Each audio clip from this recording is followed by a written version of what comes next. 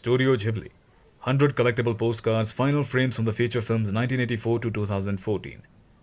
1984 से लेकर 2014 तक स्टूडियो झिबली ने जितनी भी फिल्में बनाई हैं उन सभी फिल्मों के 100 पोस्टकार्ड्स आपको इस डब्बे के अंदर मिलेंगे।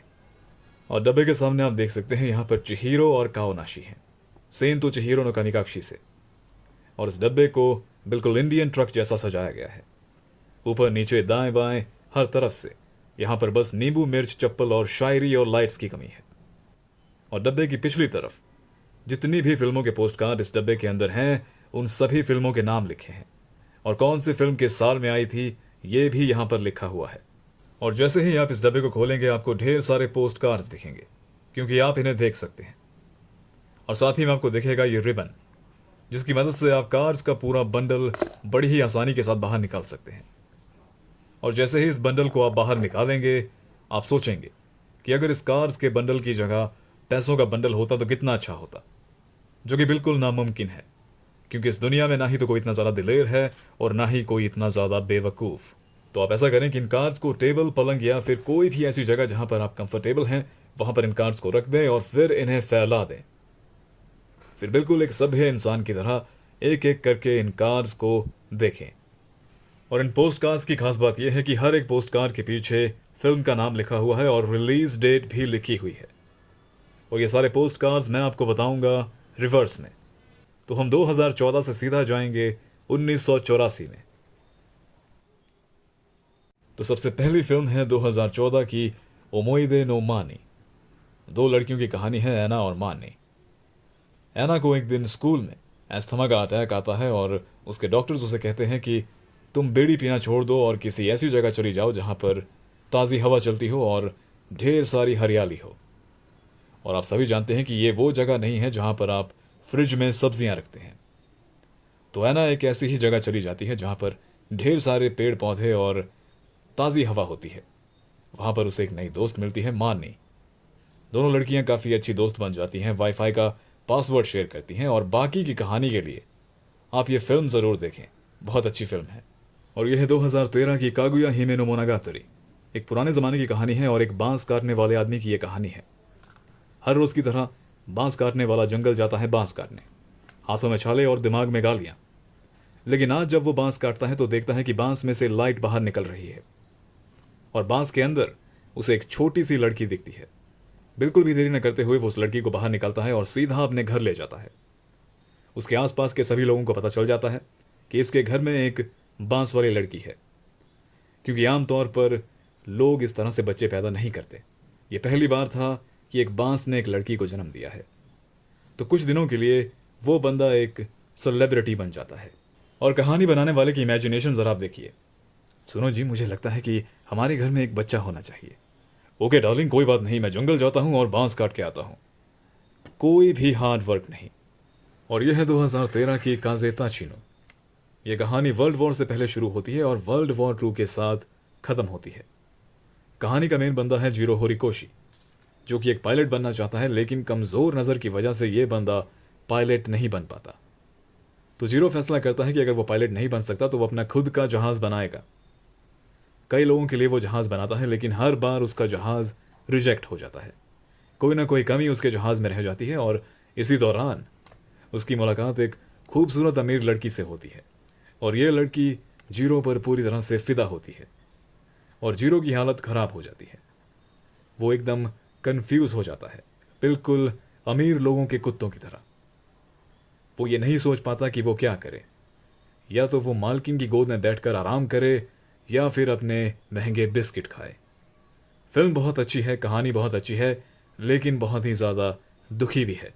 लेकिन एक बार आपको ये फिल्म ज़रूर देखनी चाहिए। और यह है 2011 की कोकुरिको ज़ाकाकारा। इस फिल्म में आपको 1963 का जापान देखने को मिलेगा और ये कहानी है उमी मात्सुजाकी की। एक 16 साल की लड़की जो हाई स्कूल में है और एक बोर्डिंग हाउस में रहती है। आधी से ज़्यादा कहानी बिल्डिंग रेनोवेशन पर है। उस समय मनोरंजन के ज़्यादा साधन नहीं थे, इसीलिए लोगों को इसी तरह के चोचलों में फंसकर खुद को एंटरटेन करना पड़ता था। लेकिन जो लोग आदर्श मिस्त्री बनना चाहते हैं उन लोगों के लिए ये फिल्म बहुत अच्छी है। और यह है 2010 की कारिगुराशी नो आरियेती। इस फिल्म में एक लड़का है जिसका नाम शो है। शो को दिल की बीमारी है और जिंदगी से हार मानकर वो दिल दे बैठता है एक चूहे जितनी छोटी लड़की को, जो कि शो के घर में ही रहती है और खुफिया तरीके से शो के घर से शक्कर चुराती है, टिश्यू पेपर चुराती है, राशन चुराती है और ना जाने क्या क्या चुराती है। और ये लड़की अपने पूरे चूहे जैसे परिवार के साथ शो के घर में ही रहती है और एक नंबर की चोरनी है। लेकिन कहानी बहुत अच्छी है क्योंकि इसमें दिल की बीमारी है। यह फिल्म भी आपको एक बार जरूर देखनी चाहिए। और यह है 2008 की गाक्के नो उए नो पोन्यो।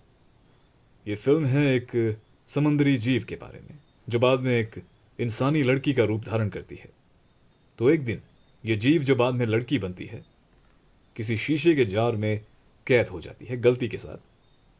उसके बाद ये मिलती है एक 5 साल के लड़के को जिसका नाम है सोस्के। और ये सोस्के ब्लीच वाला आइजन सोस्के नहीं है, ये 5 साल का शरीफ लड़का सोस्के है। तो सोस्के क्या करता है, एक पत्थर लेता है और उस जार को फोड़ देता है जो कि कांच का जार है। और वो जार फोड़ने के बाद सोस्के के हाथ में चोट लगती है और वो समंदरी जीव आजाद हो जाता है। लेकिन वो समंदरी जीव देखता है कि सोस्के के हाथ से ढेर सारा खून बह रहा है और वो जीव सोस्के का खून चूसने लगती है बिना ये पूछे कि सोस्के जी आपका ब्लड टाइप क्या है। और वो खून चूसने की वजह से वो लड़की बदल जाती है एक इंसानी लड़की में। और उसके बाद 5 साल का लड़का और वो लड़की खुशी खुशी रहने लगते हैं। मेदेताशी मेदेताशी। और यह है 2006 की गेदो सेंकी। एक दिन कुछ लोग अपने समुद्री जहाज में कहीं जा रहे होते हैं। पता नहीं कहाँ जा रहे होते हैं, पर वो जा रहे होते हैं क्योंकि शायद उनके पास समुद्री जहाज है और बहुत बड़ा समंदर भी। लेकिन उनके ऊपर आसमान में 2 ड्रैगन्स का घमासान युद्ध चल रहा होता है, बिल्कुल उसी तरह से जिस तरह से पति पत्नी लड़ते हैं कि मैं तुम्हारे माँ बाप के घर नहीं जाऊंगा, तुम चाहे कुछ भी कर लो। और उसी युद्ध के बीच में एक ड्रैगन की मौत हो जाती है, मृत्यु, डेथ। और फिर एक विद्वान को पता चलता है कि एक ड्रैगन की मौत हो गई है और वो कहता है कि एक ड्रैगन की मौत होने की वजह से दुनिया का बैलेंस बिगड़ जाएगा। और वो बुजुर्ग विद्वान जिस राज्य में रहता है वहां का राजा बहुत ही ज्यादा निठल्ला होता है। पूरे राज्य में बीमारी फैली है और इस राजा ने वैक्सीन का इंतजाम तक नहीं किया। इसका बेटा एक नंबर का भगौड़ा है और इसकी बीवी को सेनापति पसंद है और इसकी बिल्ली को शायद ट्रक ने कुचल दिया है और इसकी बेटी इसके साथ बिल्कुल भी बात नहीं करती। मैंने ये फिल्म ज्यादा नहीं देखी क्योंकि मुझे राजपाट वाली फिल्में बिल्कुल भी पसंद नहीं है। लेकिन अगर आपको ड्रैगन्स पसंद है, योद्धा पसंद है, तो ये फिल्म आपको जरूर देखनी चाहिए। और यह है 2004 की हाउरनो उगोकशिरो। इस फिल्म के बारे में आपको मैं ज्यादा कुछ नहीं बताऊंगा, लेकिन इतना जरूर कहूंगा कि अगर आप स्टूडियो जिब्ली के फैन हैं और आपको मियाजाकी सान का स्टाइल पसंद है तो ये फिल्म आपने जरूर देखी होगी। लेकिन अगर नहीं देखी है तो एक बार इसे जरूर देखें क्योंकि ये फिल्म आपको काफी कुछ सिखाएगी। और अगली फिल्म है 2002 की नेको नो ओंगाएशी। इस फिल्म में एक लड़की है हारू योशियोका जो कि बहुत ही ज्यादा नेक दिल और शर्मीली है और ये बिल्लियों से बातें कर सकती है। तो अगर आपको बिल्लियों से बातें करनी है तो आपको नेक दिल बनना पड़ेगा और शर्मीला भी, और आपका लड़की होना भी जरूरी है। तो एक दिन हारू बाजार में होती है और तभी उसकी नजर पड़ती है सड़क के बीचों बीच बैठी हुई एक बिल्ली पर जिसे एक ट्रक कुचलने ही वाला होता है। अब भला एक बिल्ली को इतनी क्या टेंशन थी जो वो खुदकुशी करने चली है। ना तो उसे कोई बिल्स भरने हैं और ना ही उसे काम पर जाना है। लेकिन इससे पहले वो ट्रक उस बिल्ली को कुचले, हारू उस बिल्ली को बचा लेती है और बाद में पता चलता है कि वो बिल्ली नहीं है, वो एक बिल्ला है जो कि जादुई नगरी से आया है और उसके पास अपना राजपाट है, नौकर चाकर हैं। वो एक राजकुमार बिल्ला है। उसके पास शायद स्पोर्ट्स कार्स भी हैं और शायद दुबई वाले सोने के कैप्सूल्स भी। और वो राजकुमार बिल्ला हारू को कहता है कि तुम मेरी राजकुमारी बन जाओ, मैं तुम्हें ये दूंगा वो दूंगा, जो तुम कहोगी मैं तुम्हें वो ला कर दूंगा। और वो उसे अपने राज्य में ले जाता है क्योंकि हारू जल्दबाजी में फैसला करती है और वो भी उस बिल्ले को हाँ कह देती है, और धीरे धीरे हारू भी एक बिल्ली में बदलने लगती है। आगे चलकर ये कहानी जो है बहुत ही ज़्यादा इंटरेस्टिंग हो जाती है, और आगे क्या होता है ये जानने के लिए आप इस फिल्म को एक बार ज़रूर देखें। और यह सबकी मनपसंद सेंतो चिहिरो नो कामिकाक्षी 2001 में ये फिल्म आई थी, और इस फिल्म में स्टूडियो जिबली का सबसे ज़्यादा पॉपुलर कैरेक्टर है काओनाशी। जिस तरह से वो हंसता है उसे भला कौन भूल सकता है। तो एक दिन चिहिरो और उसके पेरेंट्स अपने नए घर जा रहे होते हैं, और तभी वो रास्ते में देखते हैं कि एक अम्यूज़मेंट पार्क है जहाँ पर ज़्यादा कुछ लोग नहीं हैं, और वो देखते हैं कि वहाँ पर ढेर सारा खाना लगा हुआ है, और चिहिरो के पेरेंट्स उस खाने पर टूट पड़ते हैं बिल्कुल सुअर की तरह, और वो सचमुच सुअर में ही बदल जाते हैं। पूरा का पूरा परिवार एक शैतानी दुनिया के अंदर फंस जाता है, और चिहिरो उस शैतानी दुनिया के अंदर एक नौकरानी बनकर रह जाती है। और फिर जो है चिहिरो का संघर्ष शुरू होता है कि कैसे उस शैतानी दुनिया से बाहर निकला जाए और अपने पेरेंट्स को वापस इंसान बनाया जाए।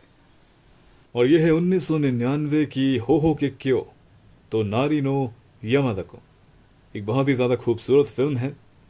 एक साधारण आदमी की रोज़मर्रा की ज़िंदगी में क्या होता है, अपने घर के लोगों से वो क्या सीखता है, अपने आसपास के लोगों से वो क्या सीखता है, कैसे कोई अपने बच्चों को बाजार में भूल जाता है, पहली गर्लफ्रेंड या फिर पहले बॉयफ्रेंड से कोई कैसे मिलता है।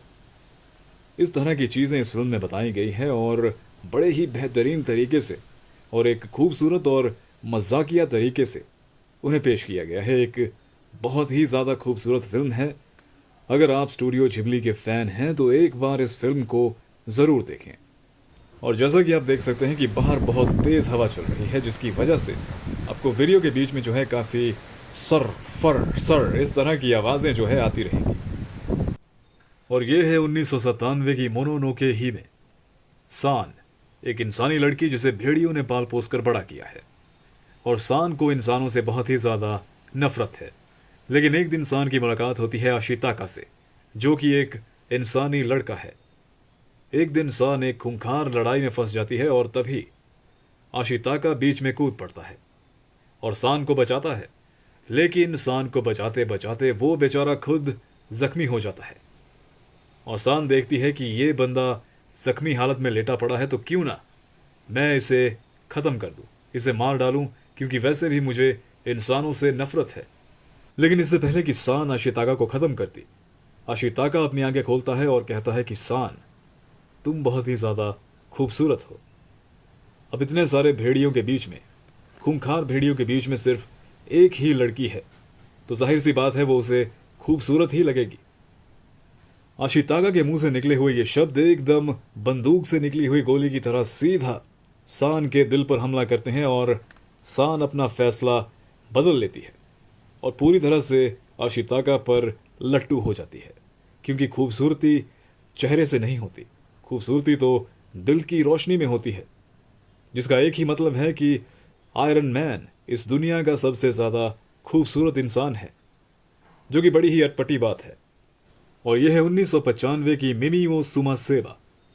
यह कहानी है 14 साल की शिजुको सुकीशिमा की, जिसे लिखने का बड़ा शौक है। वो एक राइटर बनना चाहती है, क्योंकि शायद उसकी हैंडराइटिंग बहुत ही ज़्यादा अच्छी है। लेकिन आजकल के लोग तो लिखना बिल्कुल भी पसंद नहीं करते, और वैसे भी उनकी हैंडराइटिंग बहुत ही ज़्यादा गंदी होती है। ऐसा लगता है जैसे किसी ने किसी गंजे के सर पर चप्पलों के साथ चींटियों का कत्ल किया हो। लेकिन फिल्म ये बहुत ही ज़्यादा अच्छी है और देखने लायक है। और यह है 1994 की हिस्से तानुकी गा सेंपोम्पोको। तानुकी, जिन्हें कई सारे लोग रैकून कहते हैं, उन्हीं जानवरों के एक झुंड की यह कहानी है। मॉडर्न लोग जंगलों में कब्जा कर रहे हैं। हर जगह स्टारबक्स, KFC, मैकडॉनल्ड्स, होटल्स बनाए जा रहे हैं, जिसकी वजह से जानवरों का जीना मुश्किल हो चुका है। और ये तानुकी भी उन्हीं जानवरों में से एक है। इंसान कितना भूखा है, कितना लालची है, यही इस कहानी में बताया गया है। पूरी पृथ्वी को जो है इंसानों ने तोड़ मरोड़ कर रख दिया है। हम स्पेस में पहुंच चुके हैं और चांद से पत्थर ला रहे हैं, तो कभी मंगल पर पानी मिल रहा है। दुनिया में न जाने कितने लोग रोज भूखे प्यासे मरते हैं। जब आप उन्हें पानी नहीं दे सकते, खाना नहीं दे सकते, तो फिर आपको मंगल के पानी से क्या लेना देना। और यह 1992 की कुरेनाई नो बूता। यह कहानी है वर्ल्ड वॉर 1 के एक योद्धा की, जो कि अब एक बाउंटी हंटर है और हवाई पायरेट्स का शिकार करता है। लेकिन इस बंदे को श्राप मिला है कि इसके धड़ पर इंसान की जगह सुअर का सर होगा। लेकिन सुअर का सर होने के बावजूद भी इस बंदे के पास एक बड़ी ही खूबसूरत गर्लफ्रेंड है। या तो इस सुअर को काला जादू आता है या फिर इसकी गर्लफ्रेंड हद से ज्यादा मेंटल है। और इस सुअर को देखकर मुझे अपने पुराने पड़ोसी की याद आती है, जो एकदम सुअर जैसा दिखता था, लेकिन उसकी बीवी एकदम मॉडल जैसी थी। ऐसा लगता था जैसे किसी ने उसे किसी मैगजीन या फिर टेलीविजन से बाहर निकाला हो। और उसकी बीवी को 1.5 साल के बाद पता चला कि उसका पति एक सुअर जैसा दिखता है, इसीलिए वो उसे छोड़कर टैक्सी वाले के साथ भाग गई। और यह है 1991 की ओमोइदे पोरो पोरो। 27 साल की ताइको ओकाजिमा, जो टोक्यो में रहती है और वहां पर एक कंपनी में काम करती है। एक दिन उस सब से तंग आकर वो निकल जाती है एक ट्रिप पर, शहर से दूर, सीधा गांव की ओर। फूल, खेत और बागीचे और ढेर सारे फल। बहुत ही अच्छी कहानी है। जिस तरह से लोग बड़ा होने के बाद अपने बचपन को याद करते हैं, बीते हुए वक्त की बातें याद करते हैं, अब अपना मनपसंद गाना गा रहे होते हैं और साथ में कुछ डांस स्टेप्स भी कर रहे होते हैं जो आप सोचते हैं कि बहुत ही ज़्यादा कूल हैं। तभी अचानक कोई कहीं से टपक पड़ता है या एकदम प्रकट हो जाता है और वो आपको देख लेता है और आप पूरी तरह से फ्रीज हो जाते हैं। इसी तरह की बातों पर जो है ये कहानी आधारित है, लेकिन बहुत ही ज़्यादा खूबसूरत कहानी है। और यह 1989 की माजो नो ताक्योबिन। 13 साल की किकी, जो एक जादूगरनी है, एक दिन अपना घर छोड़कर भाग जाती है अपनी पालतू बिल्ली के साथ। जी हाँ, लोग सिर्फ शादी करके और चोरी कर कर घर नहीं छोड़ते। कई सारे लोग ऐसे भी होते हैं जो अपनी बिल्लियों के साथ घर छोड़ते हैं। 13 साल की लड़की है, रहने खाने का कोई ठिकाना नहीं है और संपत्ति के नाम पर इसके पास है सिर्फ इसकी बोलने वाली बिल्ली और उड़ने वाला झाड़ू। और जिस शहर में ये जा पहुंचती है, वहाँ के लोग जो हैं बहुत ही ज़्यादा चालाक हैं, खुद ही सारी साफ सफाई करते हैं। ये लड़की अपना पेट पालने के लिए अपने झाड़ू का इस्तेमाल भी नहीं कर सकती, लेकिन कीकी बड़ी ही चालाक है। अपने दिमाग के घोड़े ये दौड़ाती है और इसकी नज़र जाती है सीधा इसके उड़ने वाले झाड़ू पर। वो उसे उठाती है और सोचती है कि क्यों ना मैं इस झाड़ू की मदद से एक डिलीवरी बिजनेस स्टार्ट करूं। और फिर क्या, वो बस उड़ उड़ कर लोगों के घर उनका सामान डिलीवर करती है। बिजनेस काफ़ी अच्छा चलता है, लेकिन बाद में बिजनेस में थोड़ा सा उतार चढ़ाव भी आता है। और बाद में कीकी को एक बॉयफ्रेंड भी मिलता है और उसके बॉयफ्रेंड को कई सारी गर्लफ्रेंड्स भी मिलती हैं। काफ़ी ही ज़्यादा एंटरटेनिंग फिल्म है और एक बार आपको ये भी ज़रूर देखनी चाहिए। और यह है 1988 की होतर नो हाका। ये फिल्म मेरी फेवरेट फिल्म्स में से एक है और ये फिल्म बहुत ही ज़्यादा खूबसूरत है। और ये फिल्म आपको होप से भरेगी कि मरने के बाद भी आप जी सकते हैं। जो कुछ भी आपने किया, देखा, सुना है, मौत उसका अंत नहीं है। ये सब कुछ और आप हमेशा यहां रहेंगे। लेकिन इसका मतलब ये नहीं है कि आप आज ही मरने का प्लान बनाएं। और यह है 1988 की तोनारी नो तोतोरो। 1950 का ज़माना है और प्रोफेसर तत्सुओ कुसाकाबे और उनकी 2 छोटी लड़कियां अपने नए घर जा रहे हैं, जो कि एक पुराना घर है और घर के साथ ही एक अस्पताल भी है। सारी लेटेस्ट बीमारियां आसानी से उपलब्ध हो जाती हैं और लड़कियों की माँ भी उस ही अस्पताल में दाखिल है। और प्रोफेसर साहब के नए पुराने घर में जो है कुछ ऊटपटांग सी आत्माएं रहती हैं और एक दिन इन ही ऊटपटांग आत्माओं का पीछा करते करते प्रोफेसर साहब की लड़की पहुंच जाती है जंगल, जहां ये मिलती है एक बड़े ही प्यारे से राक्षस से, जिससे ये दोस्ती कर लेती है और उसका नाम रखती है तोतोरो। और राक्षस भी कैसा, जिसके पास कई सारे ऐशो आराम हैं, इसके भी अपने ठाठ हैं, इसके पास घूमने फिरने के लिए बिल्लियों वाली बस है, सारा इंतज़ाम है। अगर आपने ये फिल्म नहीं देखी तो एक बार इसे ज़रूर देखें, आपको बहुत ही ज़्यादा मज़ा आएगा। और अगली फिल्म है 1986 की टेंकु नो शिरो रापिता। एक दिन एक लड़की स्पेसशिप से सीधा ज़मीन की ओर गिरती है और इस लड़की का नाम है शीता। और इससे पहले कि ये लड़की जमीन पर गिरकर एकदम दही भल्ले जैसी फट जाए, इसके गले में लगा हुआ पेंडेंट चमक उठता है और ये शीता को एकदम पंख जैसा हल्का करता है और शीता बड़े ही आराम से जमीन की ओर आने लगती है। लेकिन इससे पहले कि शीता जमीन पर लैंड करती, नीचे पहले ही एक लड़का हाथ फैलाए खड़ा होता है, जो कि शायद बहुत दिनों से प्रार्थना कर रहा था कि भगवान कुछ तो करो, किसी को तो भेजो। और इस लड़के का नाम है पाज। तो पाज शीता को कैच करता है और भगवान का प्रसाद समझकर उसे सीधा अपने घर ले जाता है। और वहां शीता को होश आता है और वो उसे अपनी पूरी जीवन कथा सुनाती है कि वो क्यों आसमान से गिरी, वो कहां से आई है और वो क्या है। और फिर पाज कहता है कि आगे की कहानी के लिए आपको फिल्म खुद देखनी होगी। और यह है इस डब्बे की आखिरी फिल्म। यह है 1984 की काजे नो ताने नो नोशिका। और यह फिल्म बिल्कुल ऐसी है जैसे मानो किसी ने मैड मैक्स की दुनिया को जंगलों से भर दिया हो। और मैं बात कर रहा हूं टॉम हार्डी वाली मैड मैक्स की। लेकिन सभी जानते हैं कि मेल गिब्सन वाली मैड मैक्स ज़्यादा बेहतर है। और ये वही फिल्म है जिसने स्टूडियो जिबली की नींव रखी थी और हमें ढेर सारी कमाल की फिल्में देखने को मिली। और अगर आप स्टूडियो जिबली के फ़ैन हैं और आपको ये पोस्ट कार्ड वाला डब्बा खरीदना है तो ये अमेज़ॉन पर अवेलेबल है और लिंक डिस्क्रिप्शन में है। और 5-7 लोग जो देख रहे हैं, आपका बहुत बहुत शुक्रिया। ये इस बात का सबूत है कि आपके पास ढेर सारा फालतू का वक्त है। अपना ध्यान रखिएगा और मिलते हैं अगले वीडियो में।